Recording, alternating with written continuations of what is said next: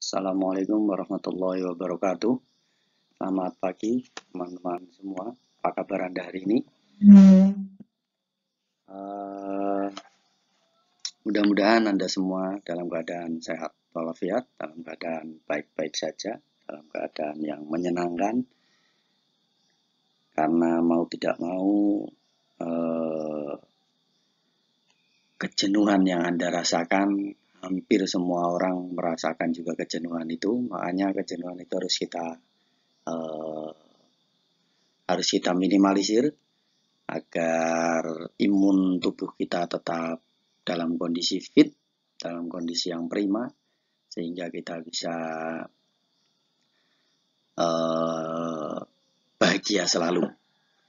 Jangan sampai kita merasakan kejenuhan, kemudian menimbulkan imunitas kita menurun, dan dalam keadaan seperti itu kita akan rentan terhadap penyakit. Baiklah rekan-rekan, kita akan mulai pembelajaran kita pada pagi hari ini. Kita akan mempelajari bab 3, karena bab 1 dan bab 2 sudah saya sampaikan, maka kita mulai dari bab 3, nanti 4 dan 5, kemudian minggu depan kita akan ujian tengah semester secara online. Ya, kita akan pelajari tentang bab 3, landasan pendidikan.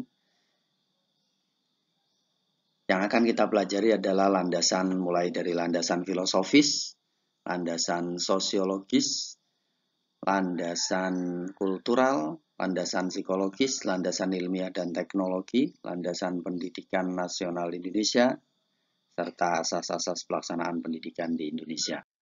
Baiklah, kita mulai dari landasan asas atau landasan filosofi pendidikan. Apa sih filosofi itu? Filosofi adalah pandangan hidup atau kebijakan hidup.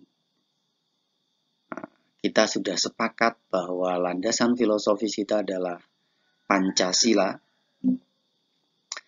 Maka semua landasan, bukan hanya pendidikan ya. Ini kan kita bicara landasan filosofis pendidikan. Tapi seharusnya, idealnya, semua landasan segala aktivitas yang ada di negara ini, yang ada di bangsa ini, yang ada di negeri ini harus berdasarkan Pancasila. Maka dalam merumuskan tujuan, metode, materi, dan pengelolaan pembelajaran, itu harus dijiwai dan didasarkan pada Pancasila. Bagaimana sih maksudnya?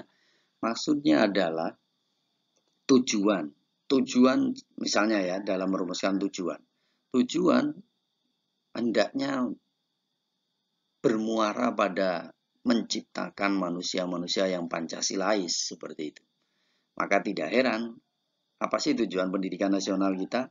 Coba Anda lihat di Undang-Undang Sisdiknas, Undang-Undang Sistem Pendidikan Nasional Nomor 20 Tahun 2003, bahwa tujuan dari pendidikan nasional adalah kurang lebih ya, membentuk manusia yang beriman, bertakwa, berakhlak mulia, sehat, berilmu, cakap, kreatif, mandiri, demokratis, dan bertanggung jawab. Itu semuanya ada dalam 5 sila itu. 5 sila ya. Sila 1 tentang religius, tentang hubungan dengan Tuhan. Sila kedua tentang kemanusiaan. Sila ketiga tentang persatuan. Sila keempat tentang demokratisasi, gitu kan. Musyawarah mufakat. Sila kelima tentang keadilan sosial. Semuanya ada dalam rumusan tadi. Misalnya seperti itu. Yang kedua, sistem penyelenggaraan, pembinaan, dan pengembangan pendidikan nasional haruslah berlandaskan pada Pancasila. Ya, lagi-lagi, sistem penyelenggaraan, pembinaan, pengembangan pendidikan nasional juga harus berorientasi pada Pancasila. Yang ketiga, hakikat manusia haruslah diwujudkan melalui upaya pendidikan sehingga tercipta kepribadian manusia yang sesuai dengan yang dicita-citakan oleh Pancasila. Ya, tadi ya yang saya sampaikan bahwa tujuan pendidikan nasional kita adalah membentuk manusia yang beriman, bertakwa, berakhlak mulia. Beriman, bertakwa, berakhlak mulia itu baru sila 1 misalnya. Sehat, berilmu, cakap, kreatif, mandiri, demokratis, dan bertanggung jawab. Itu semuanya ada di sila-sila Pancasila. Yang kedua, kita bicara landasan sosiologis pendidikan. Sosiologi itu kan ilmu tentang sosius dan logos gitu kan.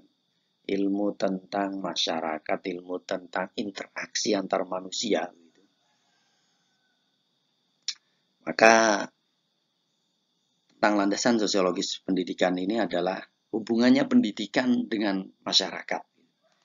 Yang pertama yang akan kita kaji adalah keluarga dan sekolah. Ya, sekali lagi, pendidikan dan masyarakat itu pada hakikatnya pendidikan merupakan pelestari, merupakan pewaris, merupakan pemelihara. Memelihara apa? Norma-norma yang ada di masyarakat. Maka bagian yang pertama adalah keluarga dan sekolah. Kenapa? Karena keluarga adalah masyarakat terkecil, unit masyarakat terkecil, itulah keluarga. Maka bagaimana keluarga dan sekolah? Keluarga dan sekolah harusnya bersinergi. Bagaimana mensosialisasikan nilai-nilai yang ada di masyarakat. Jadi keluarga hendaknya tidak bertentangan dengan sekolah. Keluarga harus terus mensosialisasikan nilai-nilai yang ada di masyarakat, dan kemudian juga sekolah sama seperti itu. Kemudian semuanya keduanya saling bersinergi.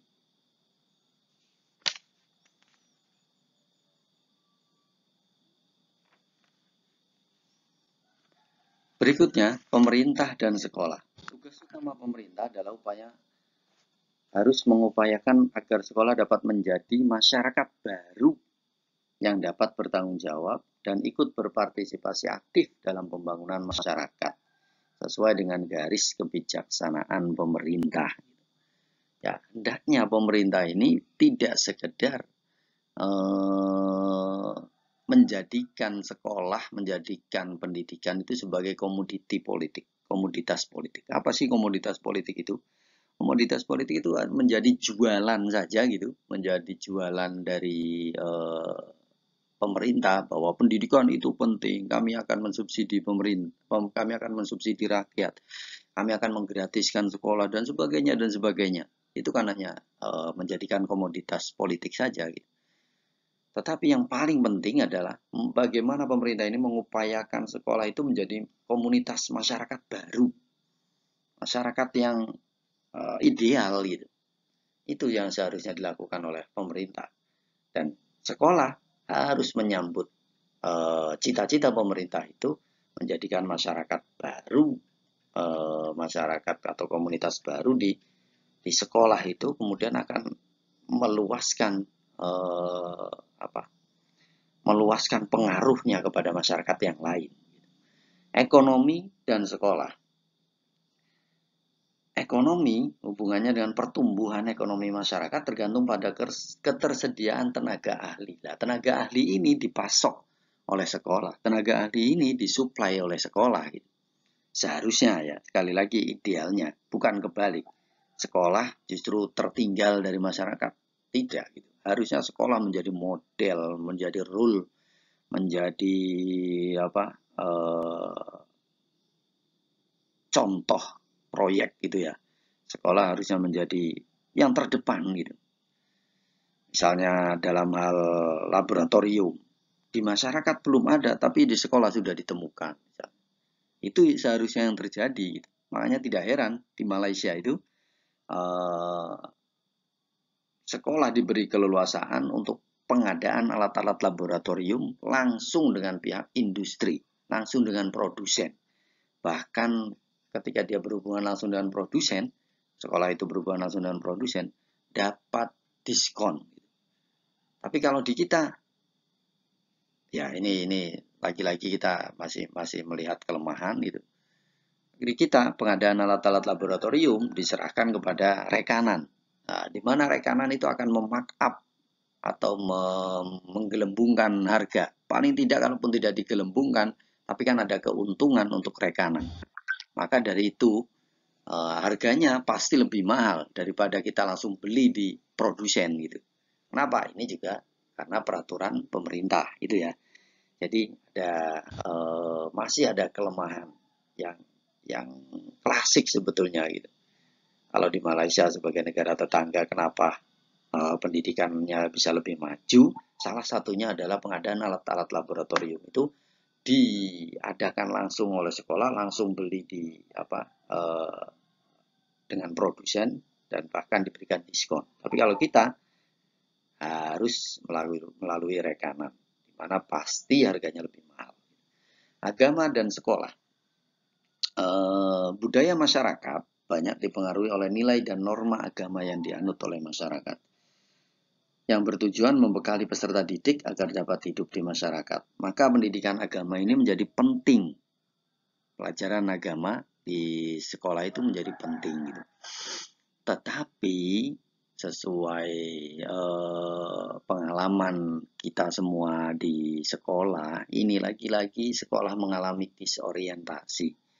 Yang ingin saya kritisi ini, bagaimana pendidik tidak mendidik selayaknya seharusnya gitu ya. Misalnya pendidikan agama, Anda praktek sholat jenazah. Itu kenyataannya kita tidak pernah dipraktekkan, ayo bareng-bareng bertakziah dengan teman, misalnya salah satu orang tua teman yang kehilangan atau teman yang meninggal, orang tuanya atau teman itu sendiri, terus kita diajak sholat jenazah bersama gitu. Tapi fokusnya di sekolah lebih kepada hafalan gitu kira-kira. Berikutnya adalah masyarakat dan sekolah. Peran sekolah terhadap masyarakat itu sebagai pewaris, pemelihara, dan sebagai agen pembaharu. Pewaris itu artinya sekolah mewarisi norma-norma, mewarisi kebudayaan yang dihasilkan oleh masyarakat, hanya mewariskan saja itu. Sementara pemelihara, sekolah harus menjadi pemelihara norma-norma, pemelihara kebudayaan yang ada di masyarakat. Tetapi selain dua tadi, selain pewaris dan pemelihara, sekolah juga bisa menjadi agen pembaharu, sebagai agen perubah dari norma-norma, dari kebudayaan yang ada di masyarakat begitu. Jadi, misalnya gini, di salah satu desa, misalnya di salah satu komunitas masyarakat, menganggap bahwa setiap anak yang lulus SMP misalnya, lulus SMP itu harus segera menikah. Kalau tidak, dia akan menjadi dia akan dicap atau terstigma sebagai perawan tua misalnya. Nah, ini sekolah harus berperan sebagai agen pembaharu. Apa? Bahwa menikah usia muda itu akan banyak resiko-resiko yang dihadapi oleh anak tersebut. Misalnya resiko ketidakmatangan fungsi-fungsi biologis, misalnya, gitu kan. Terus kesiapan psikologis, terus kesiapan ekonomi, kesiapan kelangsungan hidup keluarganya, dan seterusnya dan seterusnya. Maka sekolah idealnya jika dalam kebudayaan atau kebiasaan masyarakat di sekitar itu adalah seperti yang tadi, yang sebetulnya tidak sehat seperti itu, maka harus sekolah berperan sebagai agen pembaharu.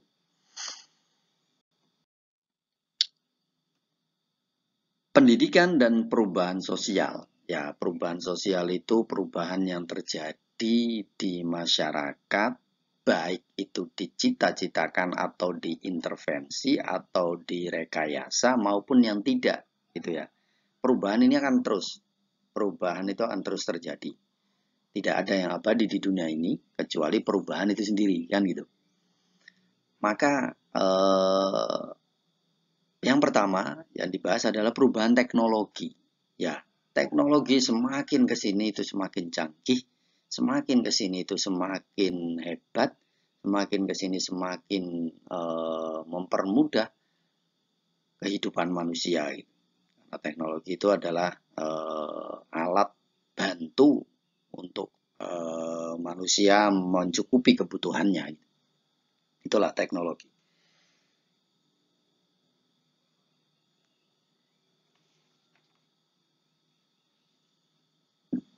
Kemudian perubahan lainnya adalah perubahan demografi. Perubahan demografi ini perubahan kependudukan. Bisa perubahan komposisi, perubahan jumlah, perubahan mata pencaharian, penduduk, dan seterusnya. Itu mencakup perubahan demografi. Maka dalam perubahan demografi ini pengaruhnya terhadap pendidikan, pengembangan kebijakan pendidikannya seperti apa. Seperti sekarang ini misalnya rayonisasi, ya kan? Ada penerimaan peserta didik dengan model baru dan seterusnya dan seterusnya. Perubahan demografi juga bisa berpengaruh terhadap ketersediaan fasilitas. Semakin masyarakatnya banyak, maka kebutuhannya juga akan semakin banyak. Maka fasilitas pendidikan juga menjadi semakin butuhnya semakin banyak. Tetapi pemerintah lagi-lagi APBN terbatas. Lagi-lagi anggaran pendidikan terbatas. Meskipun saat ini sudah di atas 20%. Tetapi ingat, negara kita adalah negara besar. Negara kita adalah negara yang berjumlah penduduk yang sangat banyak. Keempat di dunia. Maka wajar kalau kita masih kerepotan tentang pembiayaan pendidikan ini. Yang ketiga adalah urbanisasi dan suburbanisasi. Meningkatnya urbanisasi dan suburbanisasi sebagai dampak dari perubahan demografi menimbulkan permasalahan yang harus dihadapi oleh sekolah. Misalnya, tanggung jawab sekolah membantu penyesuaian diri dari berbagai macam kelompok yang sebagian besar merupakan penduduk perkotaan.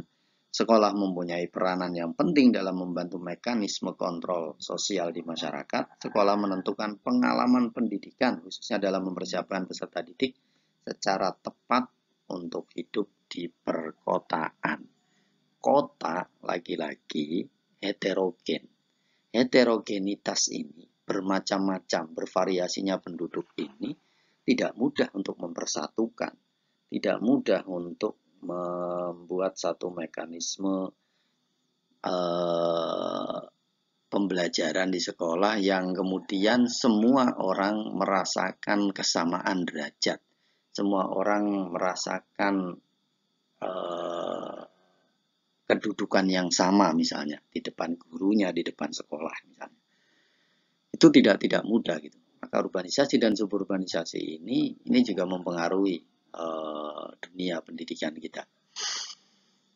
Selanjutnya adalah perubahan politik. Ya, lagi-lagi coba kita renungkan. Setiap ganti menteri, setiap ganti pemerintahan, ganti kebijakan pendidikan.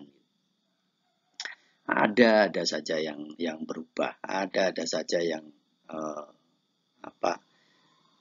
mengalami pergantian. Itulah masalah di tempat kita gitu ya. Berikutnya landasan kultural pendidikan, yaitu pendidikan kultural itu kan budaya. Budaya itu sesuatu hasil cipta rasa karsa manusia. Maka pendidikan dengan kebudayaan itu sangat erat kaitannya. Maka tidak heran di negara kita ini, bahkan di negara-negara lain di dunia, menganggap ya pendidikan sangat erat hubungannya dengan kebudayaan. Apa contoh realnya? Contoh realnya Kementerian Pendidikan kita ya Kementerian Pendidikan dan Kebudayaan gitu. Karena dari pendidikan itulah lahir budaya, karena dari budaya itu juga mempengaruhi pendidikan dan seterusnya. Pendidikan itu sebagai media penyampai, pelestari, dan pengembang kebudayaan. Penyampai itu transmission, transmisi itu artinya sekedar melanjutkan saja, sekedar meneruskan saja budaya itu. Kemudian selain menyampaikan juga melestarikan, selain melestarikan mengembangkan. Tadi misalnya pengembangan ini hubungannya dengan agent of change tadi, agen berubah. Agen berubah itu yang menjadikan pendidikan harus mengubah kebudayaan, mengembangkan kebudayaan masyarakat yang misalnya tadi saya contohkan. Di satu desa, misalnya di suatu desa bahwa setelah sekolah, setelah lulus SMP, itu dia harusnya menikah. Kalau tidak menikah maka dia dianggap perawan tua dan seterusnya. Nah, maka sekolah harus berdiri sebagai perubah kebudayaan tadi. Kebudayaan dan sekolah, tradisi kebudayaan menghambat perkembangan dalam berkompetisi dengan kelompok lain. Sejalan dengan penelitian Otto Klinenberg bahwa kegagalan kelompok minoritas pada umumnya bukan disebabkan semata-mata oleh ras atau suku, namun disebabkan oleh tradisi budaya mereka. Maksudnya seperti ini. Jadi minoritas itu bukan karena dia minoritasnya gitu ya. Tetapi menurut penelitian Otto ini adalah karena dia minoritas, maka dia merasa rendah diri. Karena rendah diri, ya itu budaya mereka, budaya kaum minoritas. Kenapa? Karena ya merasa sedikit gitu kan. Maka ini yang bisa jadi penghambat dari kemajuan gitu ya. Terhambat dari kemajuan. Kemudian prasangka dan pertentangan di berbagai kelompok negara, di kelompok budaya. Pertentangan yang disebabkan oleh adanya berbagai kelompok budaya dan ras dapat berupa prasangka negatif di antara sesama kelompok. Dalam hal ini berpengaruh dan hal ini berpengaruh terhadap pendidikan.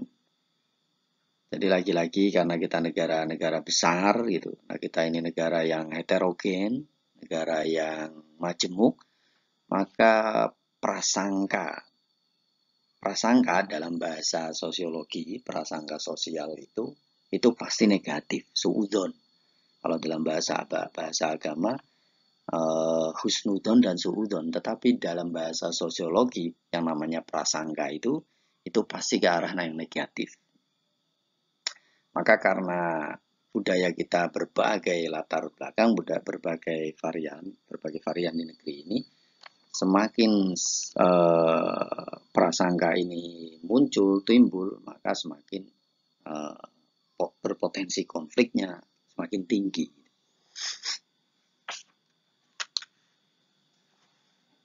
Kemudian yang berikutnya adalah stereotip. Keefektifan dalam pengajaran timbul dan siswa akan lebih terbimbing serta keseganan dan rasa takut berkurang jika guru menunjukkan stereotip yang menyenangkan. Apa sih stereotip? Stereotip itu stigmatisasi. Stereotip itu apa ya? Memvonis gitu. Misalnya saya masuk kelas. Aduh, pagi semua. Pagi teman-teman mahasiswa. Bagaimana kabar Anda hari ini? Wah, kelihatan cerah-cerah sekali. Ini berarti siap untuk belajar misalnya gitu. Nah, itu peserta didik akan merasakan lebih bersemangat dalam belajar gitu. Dalam kesiapan belajarnya. Tetapi kalau saya datang dengan misalnya seperti ini.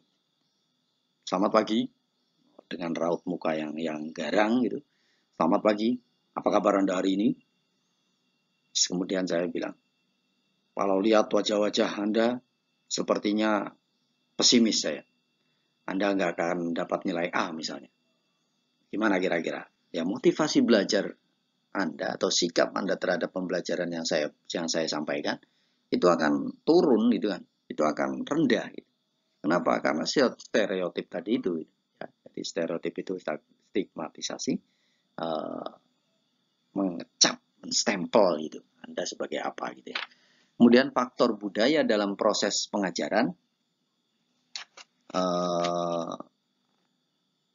Mengajar merupakan upaya mengkomunikasikan secara jelas tentang nilai-nilai pengajaran. Maka faktor budaya ini juga penting gitu.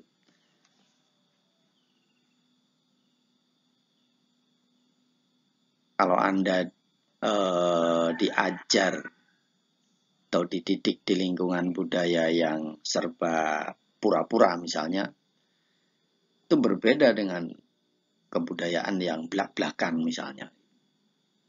Jadi itu juga berpengaruh terhadap proses pengajaran. Ya. Pelatihan budaya untuk pendidikan perlu dikembangkan kondisi sekolah yang di dalamnya terdapat pertentangan antara kelompok mayoritas dan minoritas yang sering menghadapi konflik budaya antara guru, siswa, dan orang tua. Kenyataan ini menuntut adanya pelatihan budaya bagi pendidik agar ia mampu menghubungkan nilai-nilai budaya dengan pengajaran dan proses pengajaran.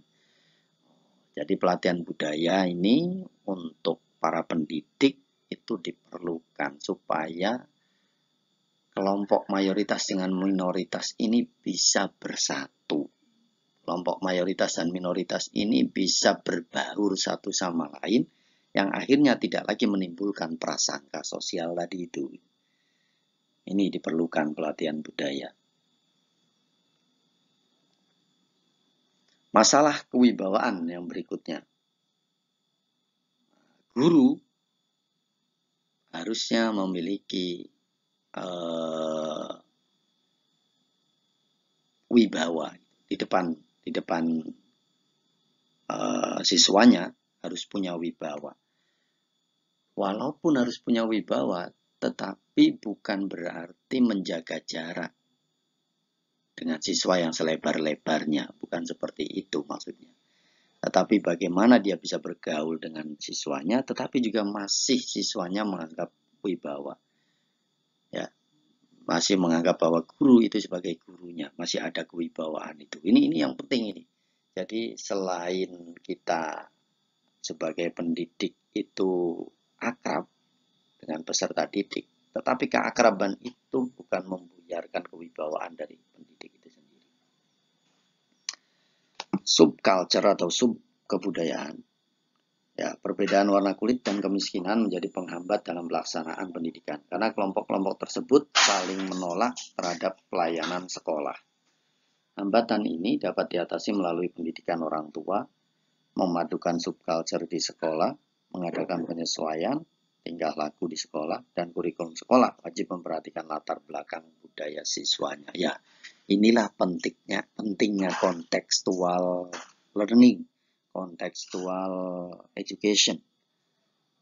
Ya.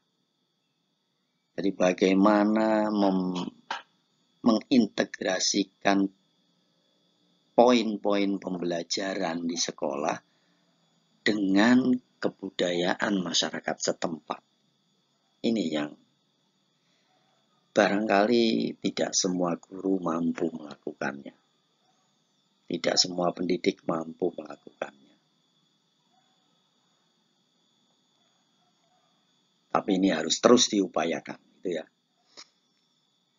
Dinamika kelompok sosialisasi, sekolah harus mampu menghilangkan adanya kelompok-kelompok minoritas dan membawanya ke arah perubahan melalui proses sosialisasi. Maksudnya, minoritas di sini bisa jadi minoritas misalnya dalam sekolah negeri ada anak-anak Tiongkok, ada anak-anak Cina misalnya.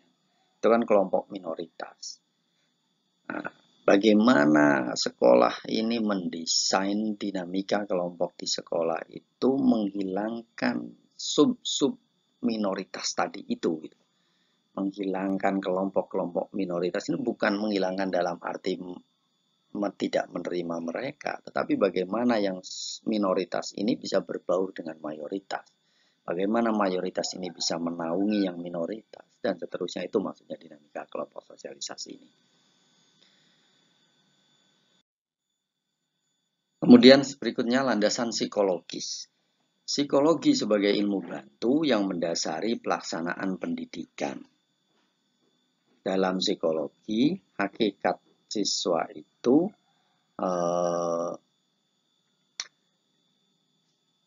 saya teringat penelitian dari Elizabeth Harlock. Elizabeth Harlock itu membuat satu penelitian yang sifatnya longitudinal. Penelitian itu panjang, bertahun-tahun, dan kemudian dia menjadikan hasil penelitiannya itu buku namanya Perkembangan Peserta Didik. Perkembangan manusia atau perkembangan peserta didik itu ya. Jadi berjilid-jilid bagaimana dia mengklasifikasikan dari usia berapa sampai berapa, itu tugas-tugas perkembangannya apa saja, ciri-ciri perkembangannya seperti apa, ciri-ciri perkembangan fisiknya, motoriknya, sosial emosionalnya, perkembangan kognitifnya, dan seterusnya. Dia mengklasifikasikan itu. Nah, itulah kenapa psikologi sebagai alat bantu, sebagai ilmu bantu dari pelaksanaan pendidikan.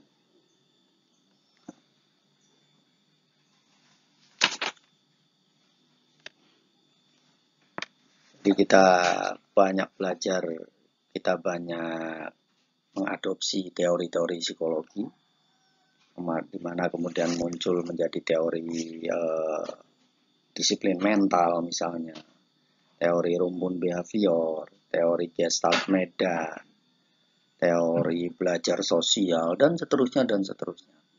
Nah, bagaimana hakikat siswa itu, kemudian kita akan memproses mereka belajar, bagaimana proses belajarnya, kemudian di mana peran kita sebagai pendidik, di mana peran kita sebagai guru. Nah, itu ada dalam psikologi. Tadi itu misalnya rumpun behaviorisme misalnya. Oh, peserta didik ini misalnya yang anak-anak ya. Anak-anak akan lebih termotivasi ketika dia diberikan reward, ketika dia diberikan hadiah. Oh, maka pembelajaran saya akan desain, saya akan rancang dengan pembelajaran yang ada iming-iming insentifnya, ada rewardnya. Nah, itu peranan guru di sana, harus sebagai pendidik tahu tentang teori-teori psikologi. Berikutnya landasan ilmiah dan teknologi pendidikan. Ini hubungannya dengan perkembangan ilmu pengetahuan dan teknologi.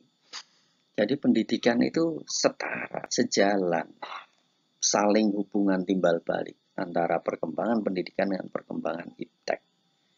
Nah, suatu saat kadang-kadang pendidikan sekolah bisa lebih maju dari perkembangan iptek di masyarakat. Misalnya penemuan alat yang lebih efisien, yang lebih efektif. Misalnya mobil listrik, itu ditemukan dulu oleh para ilmuwan di perguruan tinggi misalnya. Tetapi kadang-kadang perguruan tinggi juga tertinggal dengan perkembangan iptek yang ada di masyarakat. Misalnya di masyarakat sudah menggunakan, sudah familiar menggunakan mesin Innova yang matic misalnya gitu ya, atau mobil-mobil matic. Tapi di sekolah justru bongkar mesinnya, mesin kendaraan, mesin otomotifnya itu mobil yang tahun 80-an, 90-an misalnya. Itu kan ketinggalan. Itu artinya suatu saat sekolah bisa menjadi tertinggal, tapi sekolah suatu saat juga bisa menjadi lebih maju daripada perkembangan iptek itu sendiri.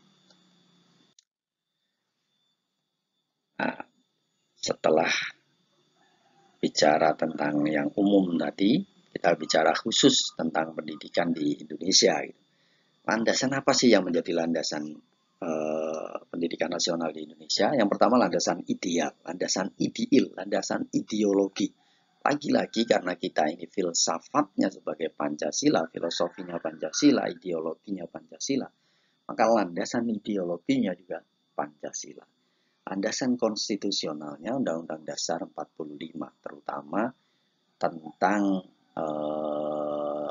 cita-cita atau tujuan dari adanya negara ini, yaitu mencerdaskan kehidupan bangsa. Ada dalam pembukaan alinea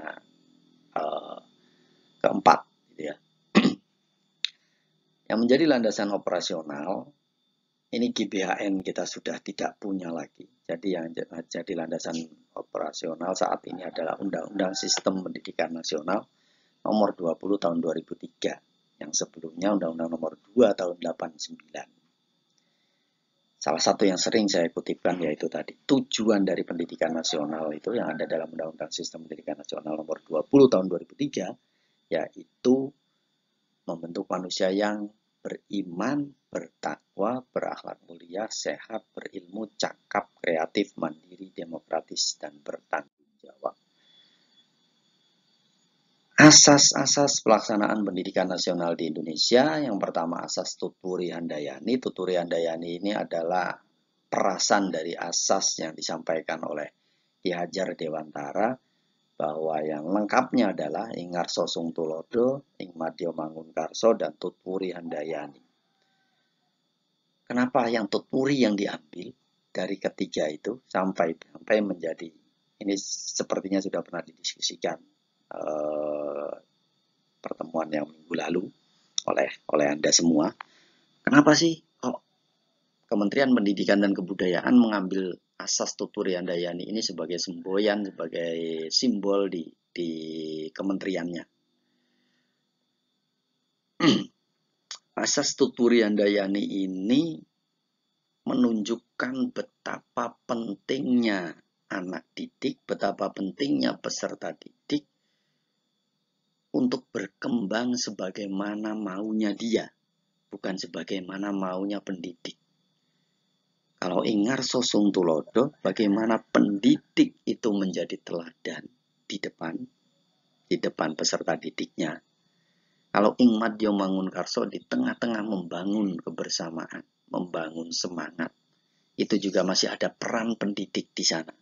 Jadi yang lebih kuat adalah perannya, katakanlah kalau dalam Ing Ngarso Sung Tulodo itu 90% peran pendidik, bahwa dia harus menjadi contoh, dia harus menjadi teladan, dia harus menjadi tokoh yang dikagumi, tokoh yang diidolakan, dan seterusnya. Tetapi Ing Madya Mangunkarso 50-50, kadang-kadang seperti itu, peran dia sebagai pendidik dan peran peserta didik juga ada di sana.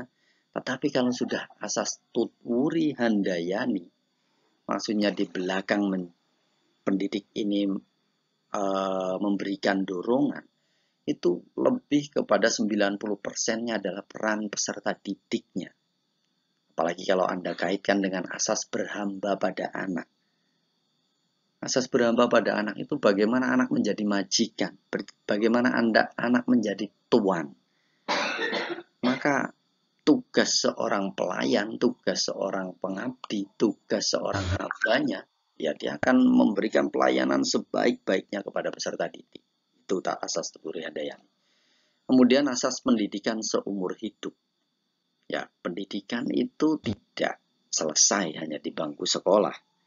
Pendidikan itu bukan berarti Anda makan bangku sekolahan itu pendidikan. Pendidikan itu lebih luas dari itu. Minal lahdi ilal lahdi, itu kan ya, minal mahdi ilal lahdi.